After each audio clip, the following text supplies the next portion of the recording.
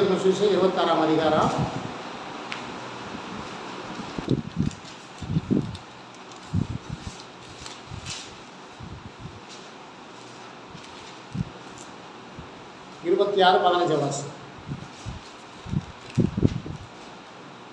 நான் அவரை உங்களுக்கு காட்டிக் கொடுக்கிறேன், நீங்கள் எனக்கு என்ன கொடுக்கிறீர்கள் என்றார். அவர்கள் அவனுக்கு 30 வெள்ளிக்காசை கொடுக்க உடன்பட்டார்கள். சரி, இப்போ இந்த இயேசுவை காட்டி கொடுத்தது யாரு? யூதாஸ் காரியோத்து. இப்போ என்ன சொல்றாரு யூதாஸ் காரியோத்து? நான் அவரை உங்களுக்கு காட்டி கொடுக்கிறேன், நீங்கள் எனக்கு என்ன கொடுக்கிறீர்கள் என்றார். அவர்கள் அவனுக்கு 30 வெள்ளிக்காசை கொடுக்க உடன்பட்டார்கள். இப்போ எதுக்கு இந்த 30 வெள்ளிக்காசு? இயேசுவை காட்டி கொடுக்குறது. இதை ஒரு தம்பி கடந்த வாரத்தில் ஒரு செய்தியை பாண்டிச்சேரியில் ஊழியம் செய்கிற ஒரு வாலிபர் தம்பி ஒரு காரியத்தை குறித்து பேசினார். அவர் பேசினது சில வார்த்தைகள் ஏற்றுக்கொள்ள முடியாத வார்த்தை. எப்படின்னு கேட்டிங்கன்னா, இப்போ ஒரு ஊழியக்காரன் ஒரு சபைக்கு செய்தி கொடுக்க கூப்பிட்டா, ஒரு சபைக்கு ஒரு ஊழியக்காரன் செய்தி கொடுக்க கூப்பிட்டா, இந்த ஊழியக்காரர் என்ன கேட்குறாரு? எவ்வளவு தருவீங்க, என்ன கொடுப்பீங்க அப்படின்னு கேட்குறாங்க. அது எதுக்கு ஒப்புமையாக சொல்லிட்டாருன்னா, ஒரு உபச்சார ஸ்திரியை சம்மந்தப்படுத்தி சொல்லியிருக்கிறார். ஒரு உபச்சார ஸ்திரிகிட்ட ஒரு ஆண் போனால் என்ன கொடுப்பான்னு கேட்பாளாம், எவ்வளோ கொடுப்பான்னு கேட்பாளாம். அதை போல அதை சம்மந்தப்படுத்தி அவர் பேசியிருந்தார். எனக்கு அது கொஞ்சம் நெருடலாக இருந்தது. ஆனால் பாருங்க, நான் இப்போ நம்ம அதை நான் சரியாக சொல்கிறேன். இப்போ பாருங்க, இயேசுவை காட்டி கொடுப்பதற்காக எவ்வளோ வெள்ளிக்காசை வாங்கினேன்? சரி, இப்போ நம்மளும் இயேசுவை காட்டி கொடுக்குறோம். எப்படி சொல்லுவோம்?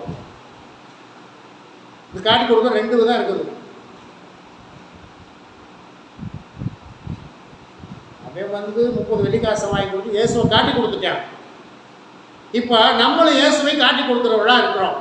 நம்ம எப்படி காட்டி கொடுக்குறவங்களா இருக்கிறோம்?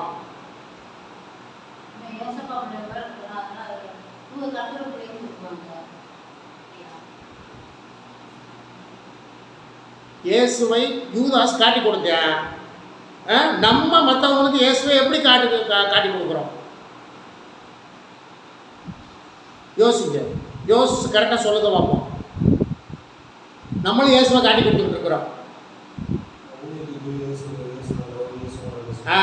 புரிஞ்சுக்கணும், என்னன்னு புரிஞ்சுக்கணும். கரெக்டா? நீங்க இயேசுவை காட்டி கொடுத்தீங்க. இயேசு யாரா இருக்காரு? இயேசு யாரா இருக்காரு?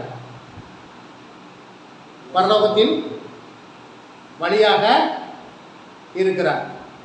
இயேசுவா பரலோகத்தின் வழியாக இருக்க இயேசுனுடைய வழியை காட்டி கொடுப்பதற்காக நம்ம போறோம். பரலோகத்துக்கான வழியாக வருதுன்னு சொல்லி, ஜீவன்மாக இருக்கிறேன்னு சொல்லி ஆண்டவர் சொல்லியிருக்காரு. அப்படி இயேசுவின் வழியை காட்டி கொடுப்பதற்காக நம்ம போகிறோம். அந்த காட்டி கொடுக்கறதுக்கும் இந்த காட்டி கொடுக்கறதுக்கும் வித்தியாசம் இருக்குது. ஆனால் 2 காட்டி கொடுக்கறது தான். அவர் இயேசுவை கொல்லும்படி காட்டி கொடுத்தேன். நம்ம ஜனங்கள் இயேசுவை ஏற்றுக்கொண்டு அவருடைய வழியை நடப்பதா அவருடைய வழியை காமிச்சு கொடுக்குறோம். சரி தம்பி, நீ ரசிக்கப்பட்டியா? எவ்வளோ காசு கொடுப்போம்? எவ்வளோ காசு கொடுப்போம்? இலவசமாக தானே பெற்ற. அப்போ இலவசமாக பெற்ற ரட்சிப்பணியே இலவசமாக தானே அறிவிக்கணும். அப்போ ஒருத்தர் செய்தி கொடுக்கறதுக்கு கூப்பிட்டா அவர் என்ன செய்யணும்? எவ்வளவு தருவீங்க கேட்டால், அப்போ நீ இயேசுவை நீ எப்படி காட்டி கொடுக்குற? நல்லபடியாக நீ காட்டி கொடுக்கல, லஞ்சம் வாங்கிட்டு காட்டி கொடுக்க போற. கடந்த 1ஆம் ஆண்டு ஸ்தோத்திர கூட்டத்துக்கு, புத்தி ஸ்தோத்திர கூட்டத்துக்கு ஒரு ஐயா வந்தாங்க. நமக்கு எல்லாத்துக்கும் தெரியும். அந்த ஐயாவை செய்தி கொடுக்க கூப்பிடும் போது அந்த ஐயா என்ன சொன்னாங்க தெரியுமா? நான் வருவேன், காணிக்க வாங்க மாட்டேன். அந்த ஐயாவுக்கு நம்ம காணிக்க கொடுக்கல தெரியுமா? நான் காணிக்க வாங்க மாட்டேன்னு சொல்லிட்டார். ஐயா, நீங்கள் போக்குவரத்து எனக்கு வேண்டாம், என்ன இருக்குன்றார். ஒரே வார்த்தையில் முடிஞ்சு போச்சு. கடைசியில் பழம்லாம் வாங்கி கொடுத்தது கூட அந்த ஐயா அந்த திருமலை வாழைப்பழத்தை மட்டும் எடுத்துட்டு மற்ற வேணான்ட்டு போயிட்டார். அப்போ அவர் சொல்கிறாரு, இலவசமாக பெற்றிருக்கிறார், இலவசமாக கொடுக்குறாரு.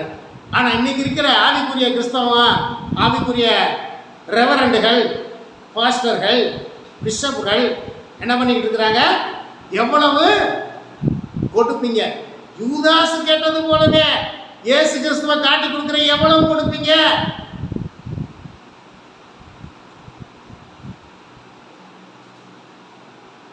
சரியா?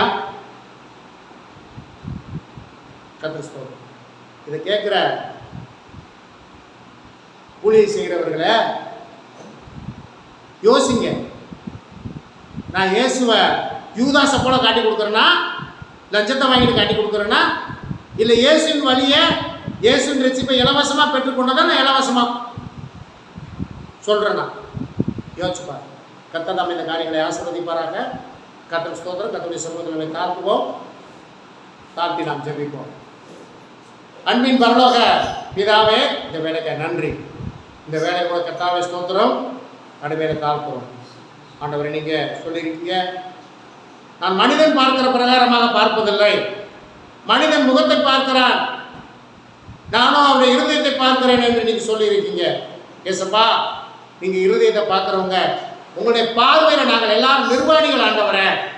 ஆனாலும் உங்களை கர்த்தாவே ஸ்தோத்திரம் ஆண்டவரே, நாங்கள் தேவனுடைய ஆலயமாக இருக்கிறோம் என்று நீங்கள் சொல்லியிருக்கீங்க.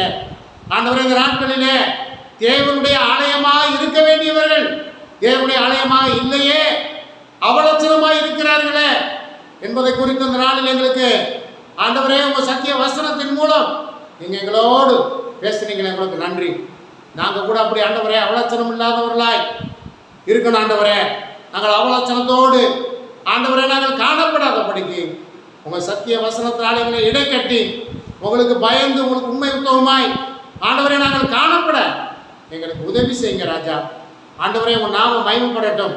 அதை போல ஆண்டவரே யூதாசு காட்டி கொடுத்தது போல இந்த நாட்களிலும் ஆண்டவரே அநேகர் ஆண்டவரே ஸ்தோத்திரம் யூதாசை போல ஆண்டவரே அவன் அன்று லஞ்சம் பெற்றுக்கொண்டு செய்தது போல இன்னைக்கு அநேகர் லஞ்சத்தை பெற்றுக்கொண்டு ஏசப்பா உங்களுடைய வழியை காண்பிக்காதபடிக்கு ஆண்டவரை உங்களை காட்டி கொடுத்து கொண்டு இருக்கிற ஒவ்வொருவரோட கர்த்தர் நீங்கள் இடைப்படணும். அவன் நாம மகிமைப்படட்டும். ஆண்டவரை தொடர்ந்து எங்களை காத்து கொள்ளுங்க, வழிநடத்தி செல்லுங்க. உங்கள் கரை கூட இருக்கட்டும். இயேசு கிறிஸ்துவின் நாமத்தினால ஜெபிக்கிறோம் எங்கள் ஜீவனுள்ள நல்ல பிதாவே, ஆமென். என் ஆத்துமாவே கர்த்தரை ஸ்தோத்திரி, என் முழு உள்ளமே பரிசுத்த நாமத்தை ஸ்தோத்திரி. என் ஆத்துமாவே கர்த்தரை ஸ்தோத்திரி, கர்த்தர் சகல உபகாரங்களையும் மறவாதே, ஆமென். நம்முடைய பிதாவாகிய தேவனுடைய அன்பும் கர்த்தராகிய இயேசு கிறிஸ்துவின் கிருபையும் பரிசுத்த ஆவியானுடைய அந்யோன்யத்தையும் கர்த்தரை தொழுது கூட கர்த்தருடைய பிள்ளைகளாய் நம்மோடும் உலகத்தில் உள்ள எல்லா பரிசுத்தவான்களோடும் என்றும் என்றும் சதாகாலம் நிலைத்திருப்பதாக, ஆமென். அல்லேலூயா, அல்லேலூயா, அல்லேலூயா. கர்த்தர் நம்மை நிறைவே ஆசீர்வதிப்பாராக. கர்த்தர் ஸ்தோத்திரம்.